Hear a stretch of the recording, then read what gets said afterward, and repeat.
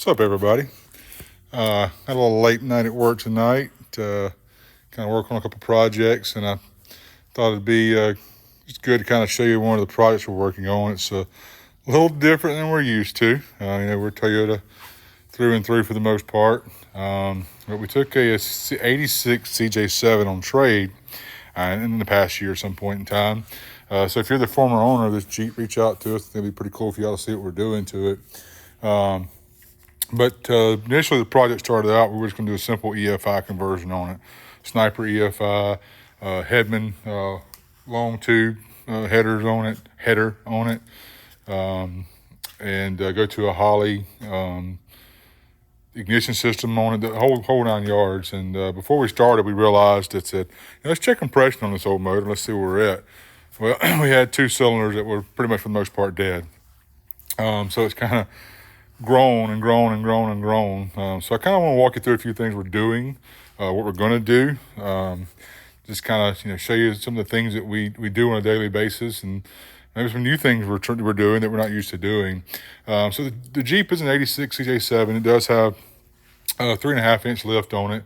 When we started looking into replacing some of the suspension parts on it, I didn't know what it had on it, so I contacted Skyjacker because it actually had the old shocks on it were actually Ranchos, old school adjustable Ranchos. I think the 9000s, I think.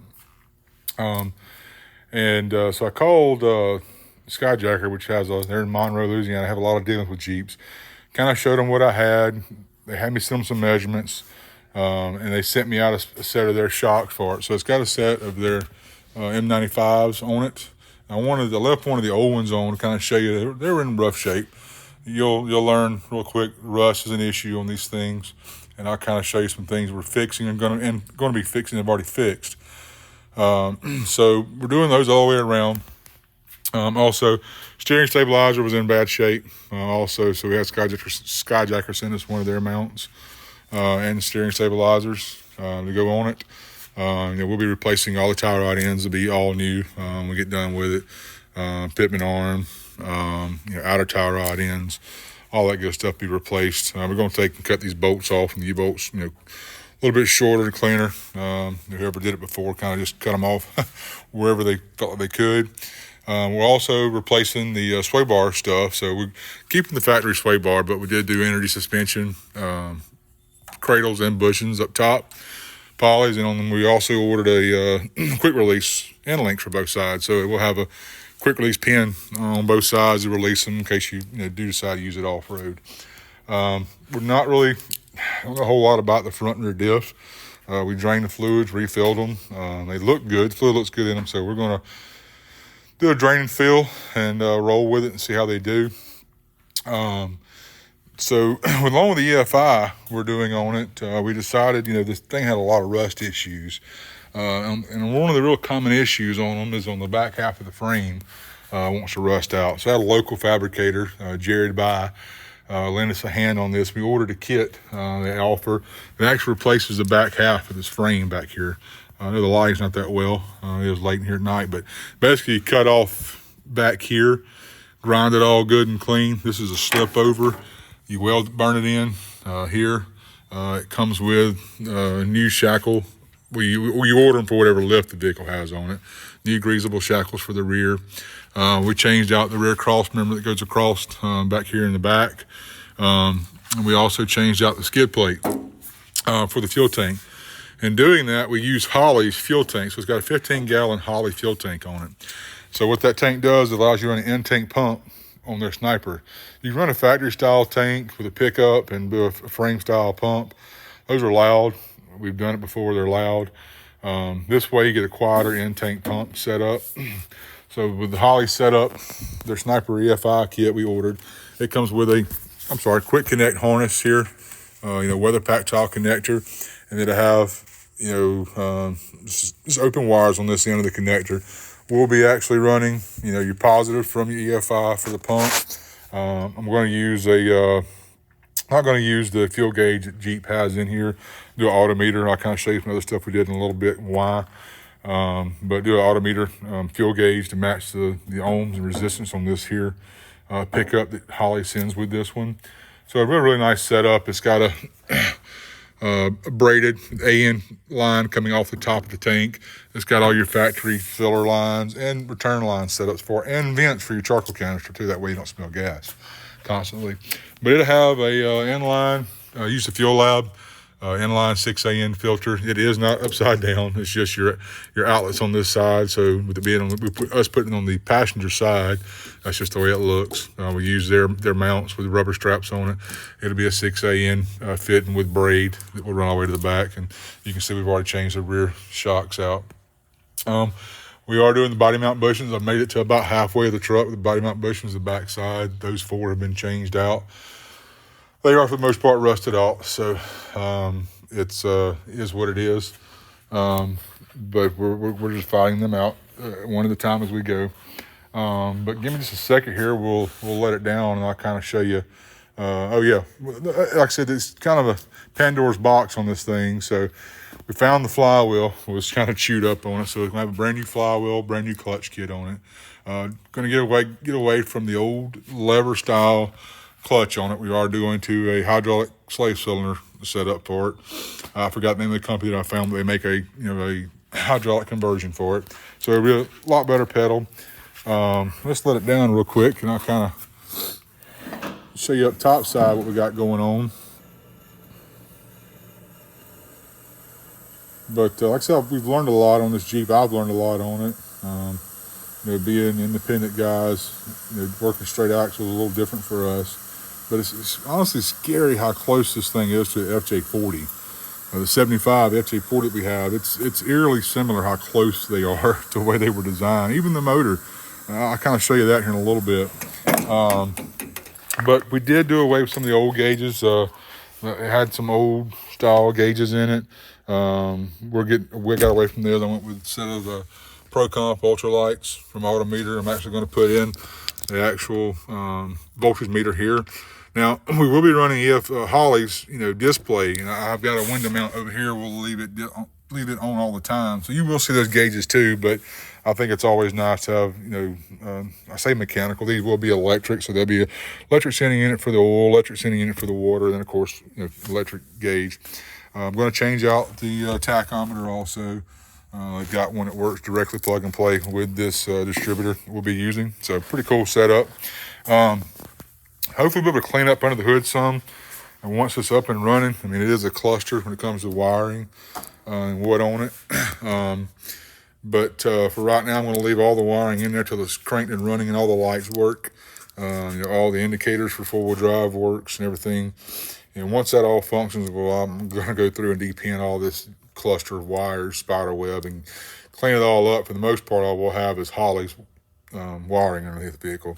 So, like I said, we did do a Holley EFI, but this time, instead of like the FJ40, instead of doing a all-in-one tile distributor, we ordered their Sniper EFI setup. So you've got the Sniper EFI coil, you've got the Sniper EFI control box over here. And what that allows us to do is control timing with the tuner itself. On the FJ40, we have control timing the old school way, timing the light, adjust it, whatever. But you will be able to adjust timing inside the tuner to fine-tune this thing a little bit better. Along with, we already can do fuel, but timing is not one thing we can do on the FJ, but this one we'll be able to. Trying to do a little cleaning up here. I did move the cylinder way down below down here. Instead of being up here on the top side on the fender, it will be down below, a little cleaner look. So all you'll see on the front side here is just your alternator wire.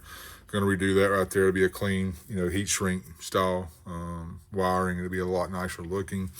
A battery, from the factory, they come front side with all the harnesses and wiring.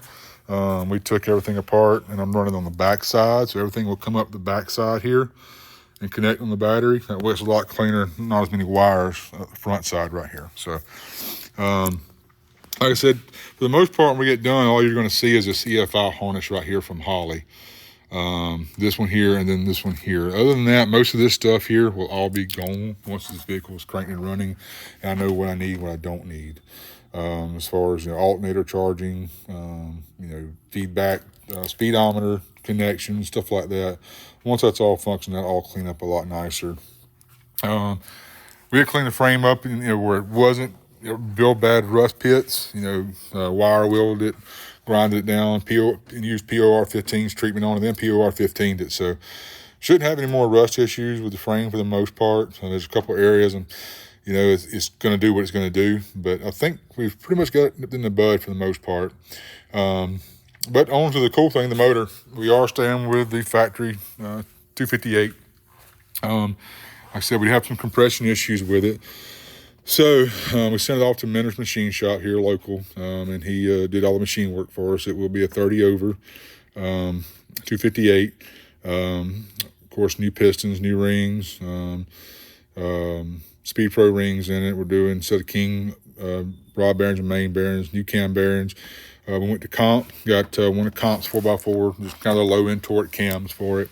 Did their cam kit, which is going to be the cam, timing set, lifters, and the valve spring. So he did a head job for us on the head, changed the springs out, and set that up for us and everything. So it'll be basically a brand new motor except for the block, cranking rods, and the casting of the heads for the most part.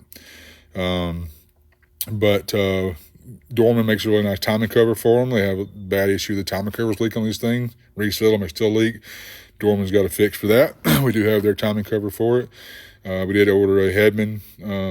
Pretty cool. One of the few headers you'll find for the 4.2 that is a single outlet. Most of them are split. So when it comes off the head, it splits in two different outlets. So you have to have two exhaust pipes and a Y pipe on it. This one here from Hedman is ceramic coated. And it's a single outlet, single 3-inch outlet off of it. So I can't remember the primaries. I think they're 1 5/8, I believe. But I can't remember off the top of my head with their I think they're 1 5/8 primaries. But we did use a local powder coater. We got the intake clean, powder coated, and the valve cover clean and powder coated. They made a Chrysler blue that these things came with. We had it done in that color. So the motor will be nice and clean and neat. We did do new motor mounts too from Energy Suspension. So it'll have brand new polyurethane motor mounts. The other ones basically broke apart when they came out. So it'll have new motor mounts also on it. There's the intake. Got a block off plate for the EGR on it. Of course, we did a block off plate for the fuel pump too, since it's going to be electric now instead of a mechanical pump. So it'd be a pretty cool ride when we're done with it. A lot of time, blood, and sweat into this one. It's going to be really cool though. So just stay tuned with us, and we'll do some more videos as we get a little bit closer and a little bit further on with it, kind of showing what we got going on. We do the motor install stuff. We'll kind of share that with you too. But like I said, we did do a new clutch kit too on it. So we'll have a new clutch set. I know I told you about the flywheel, but we did do a new clutch set on it also. But like I said, new water pump, new everything. This is the intake gaskets they make for it. It's a little bit thicker gasket. That way, because you got a 2-piece header intake, those thinner ones over time, these intakes cannot be true. That thicker gasket gives us a lot better seal.